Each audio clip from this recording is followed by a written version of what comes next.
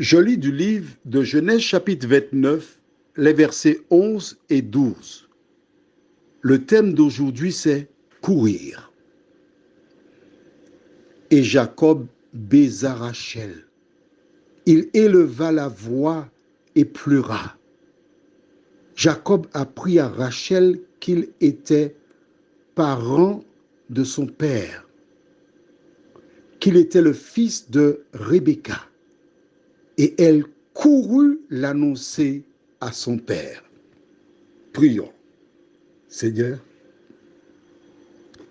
quelle bonne nouvelle. Rachel est dans la contrée. Elle conduit le troupeau au puits comme d'habitude. Mais quelque chose de spécial arrivera aujourd'hui pour elle. Seigneur, aide-nous à comprendre que tu as une bénédiction chaque jour pour tes enfants. Tandis que nous ouvrirons ta parole, que ton esprit nous dirige dans toute la vérité. Au nom de Jésus.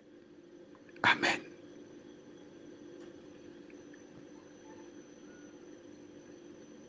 Le verset 11 nous indique, et Jacob baisa, embrassa, ça veut dire, Rachel, il éleva la voix et pleura.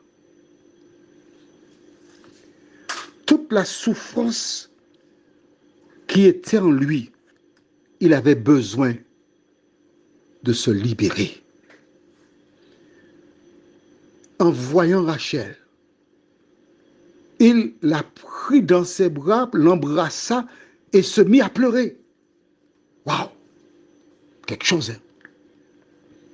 Et ce n'est qu'après qu'il révèle qu'il est apparenté. La jeune fille se laisse faire. Aujourd'hui, des filles disent, monsieur, je ne vous connais pas, mais vous voulez m'embrasser. Mais c'est quoi? Vous êtes malade ou quoi, monsieur? Écoutez, si vous êtes malade, allez dans un hôpital psychiatrique. Il embrasse la fille. Il pleure. Et lorsqu'il s'est vidé de tout cela, à ce moment, il lui annonce, je suis le fils de ta tante, Rebecca.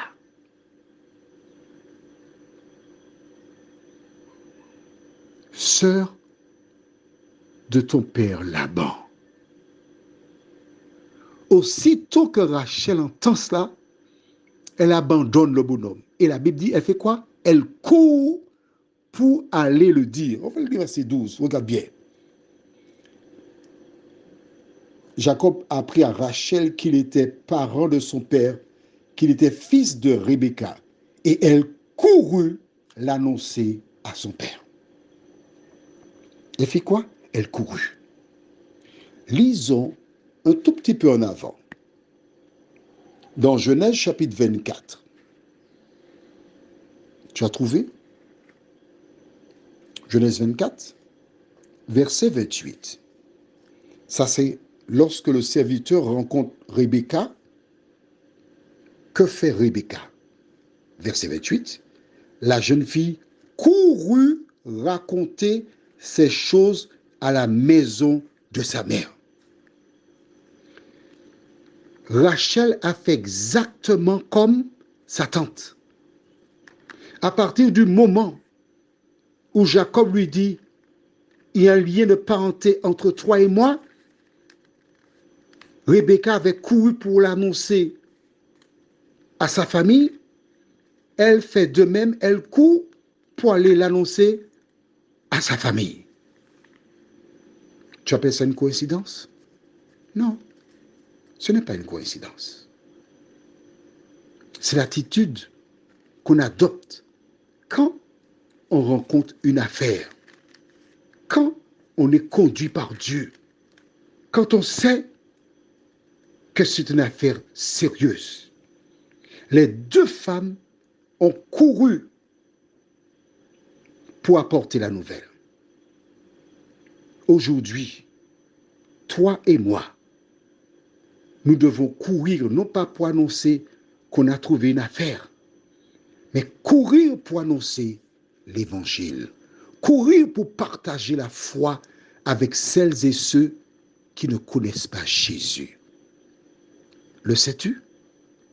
Prenons la Bible. Dans Actes des Apôtres, chapitre 8. Acte 8. Matthieu, Marc, Luc, Jean, Actes. 5e livre du Nouveau Testament. Tu vois, avec moi, tu vas commencer à lire tous les livres de la Bible, parce que tous sont là pour notre instruction.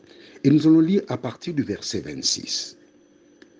Un ange du Seigneur, s'adressant à Philippe, lui dit, « Lève-toi et va du côté du midi sur le chemin qui descend de Jérusalem à Gaza, celui qui est désert. » Il se leva et partit. Et voici un Éthiopien, un eunuque, ministre de Candace, reine d'Éthiopie, et surintendant de tous ses trésors venus à Jérusalem pour adorer, s'en retournait, assis sur son char, et lisait le prophète Ésaïe. Dans ces versets que je viens de lire, j'attire ton attention que dès que l'ange adressa à Philippe la mission, la Bible dit, il se leva et partit. Il n'a pas dit, bon, je dois clôturer ma maison, je vais faire ça et puis je vais partir après. Tout de suite, il est parti. Quand Dieu t'appelle, il faut démarrer au quart de tour. Verset 29. L'Esprit dit à Philippe, avance et approche-toi de ce char. Tu as entendu? Je relis. L'Esprit dit à Philippe, avance et approche-toi de ce char. Que fait Philippe? Philippe a couru et entendit l'Éthiopien qui lisait le prophète Ésaïe. L'Esprit lui a dit, avance. Avancer, c'est quoi? Aller en direction d'eux. Presser le pas. Mais il sait qu'il n'y a pas de temps à perdre. Il a couru vers l'Éthiopien. Vois-tu, lorsque tu lis la parole de Dieu, tu ne peux pas fonctionner comme on dit parfois à la roue libre, les bras croisés. Non! Tu dois courir. Il n'y a pas un instant à perdre. Rachel courut, Rebecca courut, Philippe courut. Et toi, que fais-tu? Prions. Seigneur, par ce temps qui court, toutes celles et ceux qui te connaissent ne peuvent pas s'asseoir et regarder les choses suivre leur cours. Mais tous, nous devons être sur nos gardes. Tous, nous devons être prêts pour raconter les merveilles de celui qui nous a appelés des ténèbres à son admirable lumière. Nous ignorons ce que demain nous réserve.